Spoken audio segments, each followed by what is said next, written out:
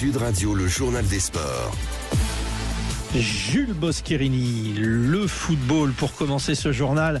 Alors, on a le choix, hein, la CAN, la Ligue 1, avec ce bijou inscrit pour la nouvelle recrue de l'OGC Nice. Et oui, premier match sous ces nouvelles couleurs pour Eli Wahi et premier but, celui de l'égalisation face à Strasbourg. On est sur la gauche de la surface de réparation, crochet pour s'ouvrir l'angle de frappe et une frappe enroulée magnifiquement. Une pépite qu'on va revivre avec les commentaires de nos confrères de Ligue 1+. Là, c'est bien joué, c'est un super ballon. Bon. Ce ballon, Eli Wahi passe les épaules devant Hulsberg. Eli Wahi, premier ballon intéressant à jouer, la frappe d'Eli Wahi. Eli Wahi, quel joker! La première situation, quel début pour Monsieur Eli Wahi. Malheureusement, ça ne sera pas suffisant pour s'imposer et Nice concède le nul à domicile 1 partout. Et dans les autres matchs de cette 17e journée de Ligue 1, on notera le succès de l'OL à Monaco 3-1 et la victoire de Rennes 2-0 sur la pelouse de Lille à l'issue d'un match un petit peu tendu. Bon, ouais, malheureusement pour Nice, mais heureusement pour Strasbourg, hein, Jules. Hein. Pas de préférence. Non, pas de préférence. Vous préférez Nice ou Strasbourg? Ni l'un ni l'autre. Ah, moi, j'aime bien Strasbourg. Bon, alors le président du LOSC, une nouvelle fois virulent envers l'arbitrage concernant le carton rouge reçu par l'un de ses joueurs. La suite du programme aujourd'hui. 5 matchs au programme du jour et des affiches à suivre du côté de Marseille où l'OM accueille Nantes à 15h et puis à 20h45 aussi, c'est le derby parisien entre les deux clubs de la capitale. Le PSG reçoit le Paris FC au Parc des Princes. Ça faisait 47 ans qu'on n'avait pas eu un derby parisien. Toujours en football, la Coupe d'Afrique des Nations et le Mali qui crée la sensation face à la Tunisie. Et oui, le Mali qui s'impose au tir au but après un match nul 1 partout, victoire 3-2 dans la séance de tir au but. Les Maliens qui avaient pris un carton rouge, qui ont joué à 10 contre 11 pendant plus de 60 minutes et surtout qui ont inscrit le but égalisateur à la 96e minute. Et dans l'autre 8e de finale, le Sénégal s'est imposé 3-1 contre le Soudan et place aujourd'hui au pays hôte à 17h le Maroc qui affronte la Tanzanie et puis à 20h l'Afrique du Sud sera opposée au Cameroun. Ah, celui-là, ce match immanquable. Hein. Enfin bon. Même pour celui du Maroc. Hein. Oui, mais bon, ils sont hyper favoris. Bref, faites vos choix. On passe au rugby avec le top 14 et ce carton plein pour l'UBB après son large succès face au Racing 92 hier soir. Une valise, comme on appelle ça dans le jargon, victoire 62-20 de l'UBB contre le Racing 92. Et pourtant, victoire large, mais ça a été très dur pour les joueurs de l'UBB qui ont dû attendre la 55e minute pour commencer à se décoller de leurs adversaires. Mais Nicolas Deporter, ce qui lui l'importe, c'est l'état d'esprit de son équipe. La stratégie, c'était vraiment de les épuiser le plus vite possible, qu'ils explosent le plus vite possible. Et après, quand le banc il est rentré, du coup, c'était un peu plus facile car physiquement, ils avaient plus de mal à se déplacer, à récupérer. Donc même on a vu Damien sur la deuxième mi-temps, à un moment il joue vite, ils sont un peu à la ramasse, ce qui fait que derrière on marque. Donc c'était une belle stratégie et ça a plutôt marché. Donc tout le monde est content ce soir. Et puis dans les autres matchs de cette journée de top 14, on notera la première victoire de l'USAP Perpignan qui s'impose 30-27 à domicile contre le Stade Toulousain. Un soulagement pour les Catalans qui remportent leur premier succès donc de la saison. Et Bruce Deveau d'ailleurs, c'est ce qu'il a dit en conférence de presse, le pilier de Perpignan. Les 10 dernières minutes, je pense qu'on a mis un gros rythme, on a très très bien défendu. Je pense que c'est le point fort de ce match.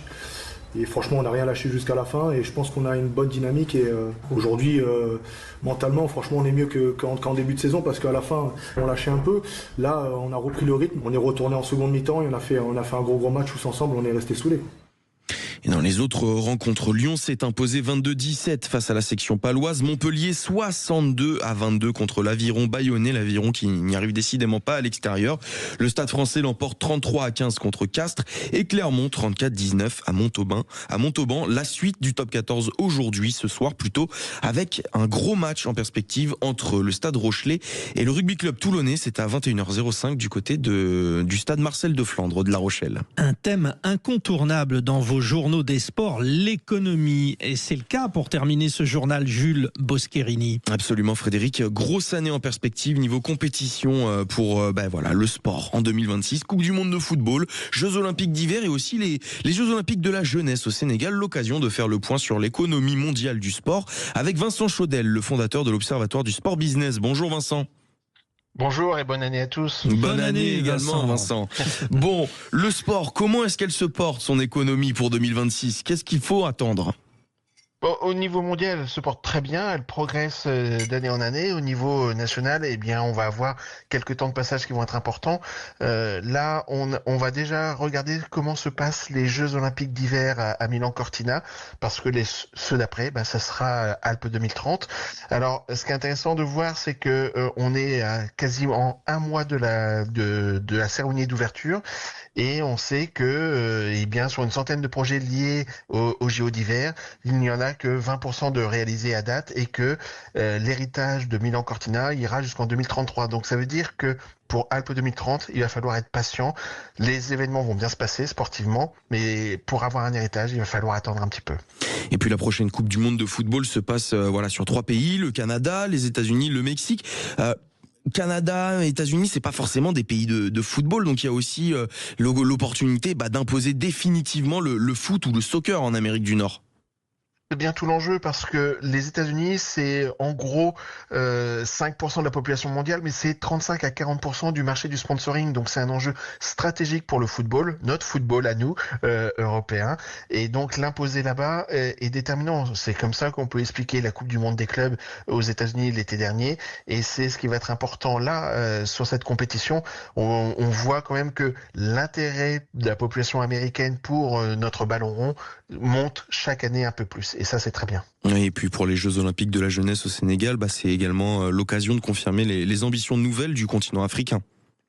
Exactement, parce que le continent africain est une terre de talent, qui produit du talent dans tous les sports, mais qui est la plus grande oubliée des événements sportifs. Donc là, eh bien, il va y avoir ces Jeux Olympiques de la jeunesse, qui est une première épreuve très importante. On a eu la Coupe du Monde, les championnats du monde de cyclisme au Rwanda, c'était très important également. Et puis 2030, il y aura des matchs de la Coupe du Monde de football au Maroc. Et donc voilà, déjà, le Maroc montre dans cette organisation de la CAN qu'il sait atteindre les standards mondiaux.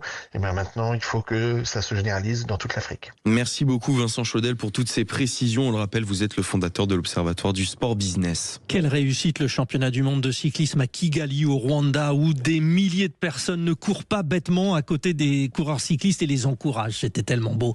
Merci Jules Boscherini pour votre journal des sports et ce clin d'œil sur l'économie avec ces enjeux si importants. Il est 8h17.